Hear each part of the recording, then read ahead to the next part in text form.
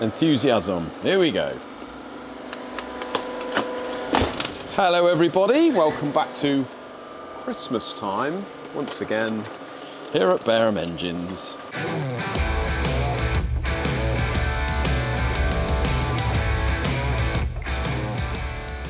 So mate, this is another delivery from Burton.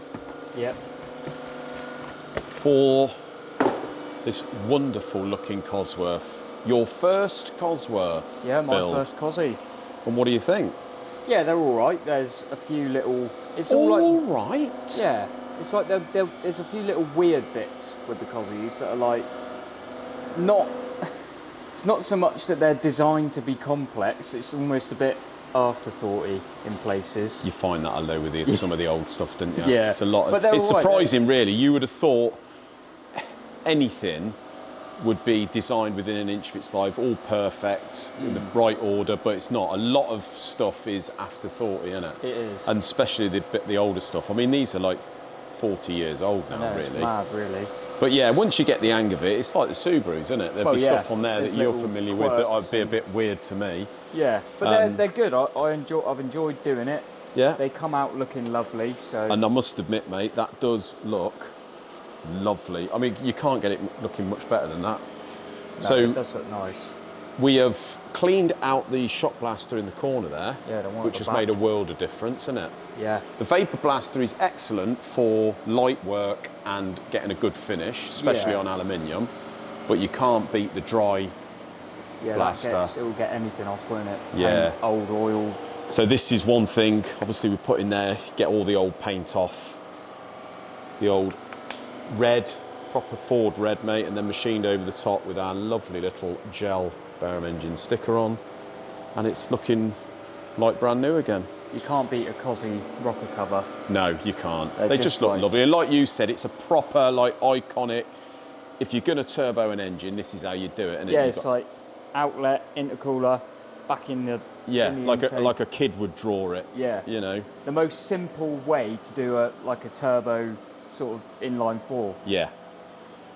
One of the best bits, like we've both said, is doing this inlet manifold, isn't it? Because these get really nasty. They do. Because it's just bare aluminium, they corrode. So obviously we blast it in the vapor blaster and then paint it silver, so it, in theory, never corrodes again, and you can clean it fairly easy. Yeah. All new nuts and bolts from our very well stocked nut and bolt department. Yeah, isn't it? I'm loving that, mate. It's so good. So at the minute it's all metric. So we've got M6, M8, M10, M12. We've got all the stuff like the Cosy manifold stainless nuts and various other things. And I'm going to buy another load of these, mate, and get the old UNF, UNC, BSF, and odds and sods, really. That'd be really good. Yeah, it's just nice to have it here, isn't it? It is, and we got everything like the flat washers, spring washers, flange nuts, and cap heads. It's a dream, isn't it? It's a dream, mate. It's a dream. So yeah, this one is nearly done. Yeah. In here should be a clutch. So the customer, although there was not a lot wrong with this, he wanted to go for a brand new clutch. So what we're going to have to do is dummy up a crank. Because obviously this was balanced, we'll have to dummy up a crank, put the flywheel on that crank. We've got a spare Cosworth crank, haven't we? That's it, yeah. It's already balanced, so yeah. we'll put it on that. And then just balance this clutch cover on there and send it away, because this one is going to Spain, isn't it? So in here he's got the clutch, a few other bits that we didn't have, and just extra stock really that we keep for the Cosy. So these are the manifold washers, yeah, stainless washers. Which we will put in stock, mate. Yeah. Another bag of the nuts. We've got some turbo to manifold gaskets, because they don't... That's this one here. Yeah, they never come with those on, so we always fit one of those afterwards, stops them from blowing. Crank bolts, crank washers, throwers, camshaft bolts, camshaft washers, and some turbo nuts. Nice. Got it all here, mate, and we got it all. So that is that. All in that stock. is actually that. So yeah, that's nearly another one out the door. We have got, which is arriving maybe middle to end of this week, another V6 Cosworth engine. Oh right, the BOA is it? BOA, mate. Nice. On its way, so that'll be 2 we got to do. Cool. At the moment, I'm just facing the Cosworth block, the 200 block here from Scott. Scott is the one that specialises in the Renault Clio V6s. The what a car that mid-engine is. So we've bored this to 0.5 oversize, just facing it, and what I'm doing is it's got the rings in there, the 1mm rings, so I'm just machining those out, mate. I'm going to mod the top of the pistons, and then I'm going to long stud and put the oil jets in this block for them, and order the relevant bits. Tomorrow, with a bit of luck, providing I don't get disturbed, I'm going to be finishing putting the crank rods and pistons and doing me dummy build and what have you on the Ecotech, and that is the one that we've done the liners on. Oh yeah. You can see now the liners are in there, mate. If I just wipe that, you can see where they butt up against each other. Oh yeah. See that? Nice big thick flange, about an inch deep that flange. Yeah. And they are obviously ductile iron, so blooming lovely, isn't it, that? Yeah. So how was your weekend? Yeah, it was alright. Obviously pretty chilled? Yeah, a bit chilled. Had the track day. And we had the track day. I only come in the afternoon, but... That's it, mate. You can only come in the afternoon because you had to get the MOT done on the Subaru. I did. Which was a success. It was. In the end. Yeah, in the end. Eventually. But how did we get on at the track day? You're all wondering. Well, first of all, the Escort. We took the Escort and we managed to take the kit car. We'll go over to the kit car in a moment, mate, because it didn't all go plain sailing with the kit car. No. But the Escort, got to be honest, performed faultlessly, didn't it? Yeah. Not the fastest thing around the track, but it don't matter. Goes well, and I actually overtook a Lotus. Really? Yeah, which I was made up about, mate. To be honest with you, that crossflow, for a little 1700 torquey, innit? You know, push rod motor, it's a blooming good engine, that. Yeah. And the car does go fairly well, to be honest. And as you might be able to notice, we have a new set of shoes. And they are the Nankang AR1s in 175/50 13s. If you've seen the old road tyres that we had on there, they lasted the one track day and they were knackered, weren't they? They were a bit. They weren't great. No, they probably wouldn't have done all that track day. So I would have had to buy another set of tyres. If they were cheap tyres, they're only going to do another one. Whereas these and the 888s, we'll get loads out of these because the car don't weigh anything. Well, and these are road legal as well, so you haven't got to worry about on the road. Yeah. So we were thinking about going for a 888, but they only do those in the 185/60. Yeah. Which, like you've calculated, are going to be a 2-inch taller tyre from top to bottom. Which, it's mad how much difference it makes, isn't it? Yeah, but you look at these, mate, and they're a lot more, although they're a 175, they're so much more square on the corners. You get a lot more tarmac, a lot more tyre on the tarmac. Exactly, yeah. And what a tyre. So sticky. They're good, were they? Oh, mate. Before, you had plenty of understeer, had to be very wary of the back, but these things is just, with this power, it's just plant it round the corner and go wherever you want. It's unbelievable. Brilliant. So yeah, really, really enjoyed that car.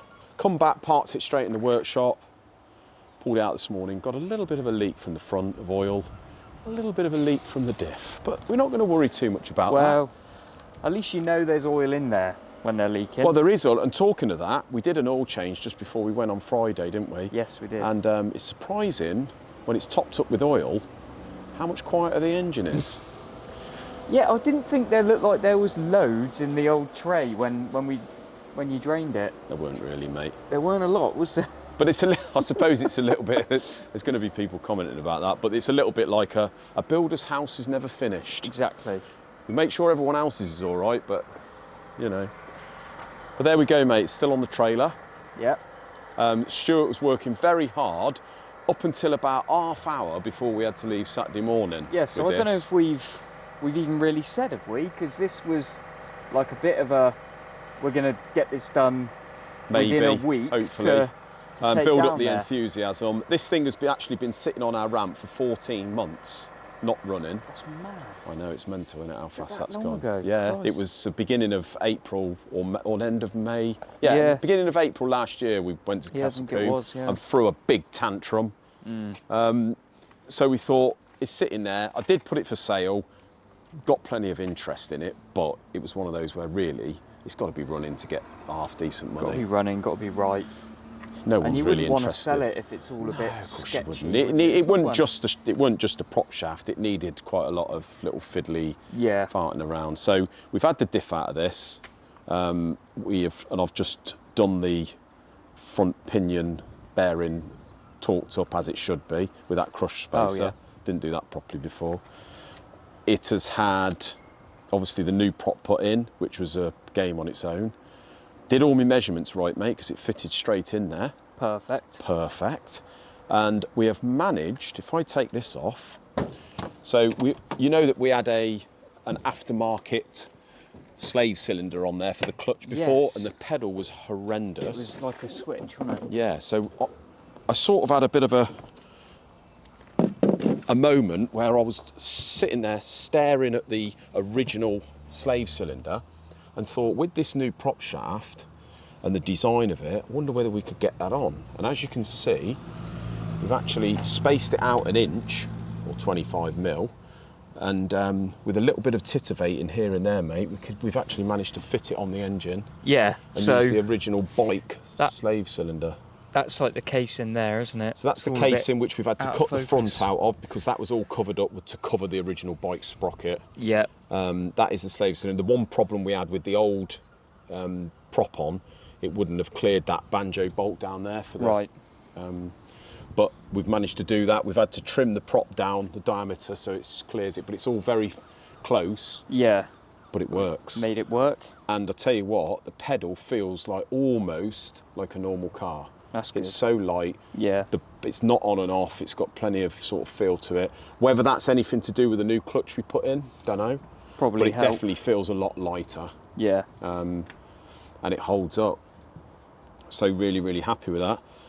We did have a couple of issues, nonetheless. One was a pipe here, water pipe, that we didn't notice. The prop must have caught and slashed the pipe up here.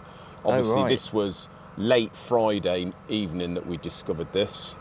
So we obviously couldn't get another pipe. So No. Stuart has had to cut it and put a tube in the middle, which held out through the day. We'll obviously order a proper hose to go on there. The prop did actually come loose, Again. which was annoying. I thought the gearbox had gone, to be honest Yep. with you, because it went all a bit vibraty. Not too bad, but it just went vibrating. I thought, that don't What's feel going good. on? And I even Yeah. pulled over at the side of the track, managed to nurse it back and realised that the prop there was a bit of a sort of 1 or 2 mil gap, and the bolts had come loose, mate. Yeah, so I think were you saying you're gonna potentially machine some flats on the back of the flange? So I you am, can yeah. put nuts on That's the there? problem at the minute. You can't. The bolts are too close to the other side to get a nut on. So I'm going to machine that flange there, so I can get Like a bit of a relief for a nut. nylock. Get some grade 8 bolts, Yeah. which are like high shear Yeah. strength, and jobs are good. And really, I did take the bolts off while we were there and thread lock them, torqued them back up, and they haven't come loose since. Yeah. And that's with Simon behind the wheel for a good few laps. So So it yeah. Should be alright. should be all right, mate. But this is all a bit like, it was last minute and Yeah. it's sort of, we're still really testing this engine, aren't we? We Because are. we've only used it twice in this car. Yeah. There is one more bit of bad news that happened on the track. I'll tell you about that in a minute. But the good news, or the good bits, is one, the AccuSump system works perfect because there's some sharp corners on that Yeah. course. And if it was going to surge of oil, mate, it's going to have done it there. Yeah. No problems whatsoever. So this thing does its job. And secondly, obviously it's the first time we've used this engine in sort of anger. And my God, is it quicker than the old motor? And so much more torquey out the corners. Yeah. Before you could plant the throttle, and with that ATB diff in it, it sort of just gripped and Yeah. it was all right. But now you've got to be very wary with the throttle.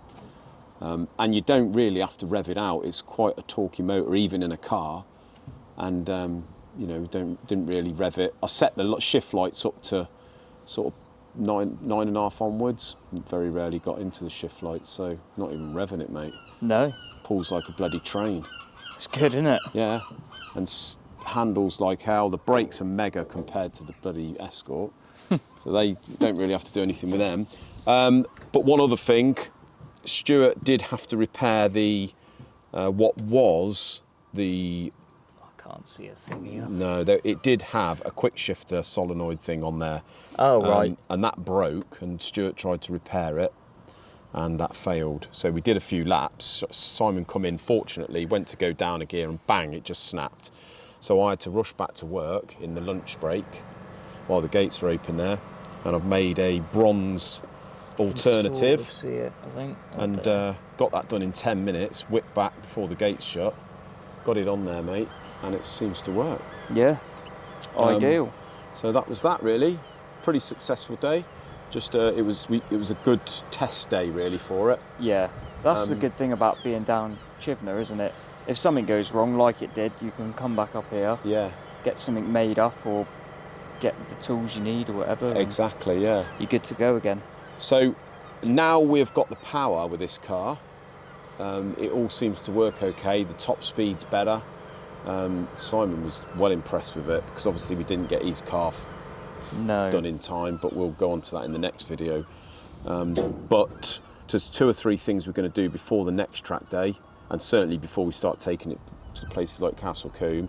One, I'm going to make that shifter bar obviously better. Something a bit more permanent. A bit more permanent. We've got to shorten the rod that we sort of bespoke made that actuates the clutch from the slave cylinder. Right.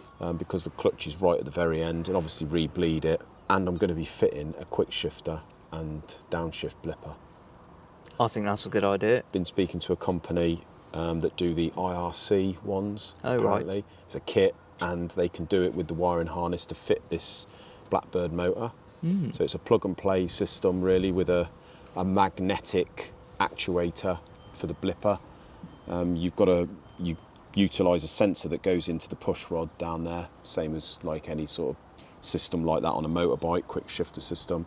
What that means is we'll be able to flat shift up the gears and blip the throttle clutchlessly down the gears. And that So is it kind of rev match, or does it just sort of blip it? It doesn't rev. It's sort of rev match. You set it. It comes with like a computer controlled gizmo that goes on your dash. Yeah. And you can set the duration and. It's going to feel like a DCT, isn't it? Yeah, similar like that. That'd Yeah, be really. cool. You can sort of set it. I suppose, sort of crudely. Yeah. But if there's anyone that's ever had any experience with them, whether it be on a bike or in a car with a bike engine, let us know how you get on with that. But if we can get it to work, they ain't big money, and it's going to make a massive difference to this thing, because using the clutch is a bit of a pain in the ass, really. Well, yeah, and it's you ain't got the room down there to start blipping the throttle, your foot, heel and toe in and all that jazz. So there ain't really much room at all. On the brakes, down the gears, turn in. Yeah, pedals are tiny in this, aren't they? Yeah. So that is the plans for it, mate. I'm really looking forward to that. And I've sort of fell in love with the car again, mate. Yeah, I don't think it's going to be going anywhere, is it? We've come up with a sort of semi-new colour scheme, so we're going to be having a part wrap change on this to incorporate our new logo and what have you. But I think people are going to like it. Yeah. Not entirely changing it, but we are going to be doing that. So yeah, well happy with it. Big thanks to Stuart for all his help. Let's see what happens, mate. Let's see if we can keep it not for sale. Innit? See how it goes. See how it goes.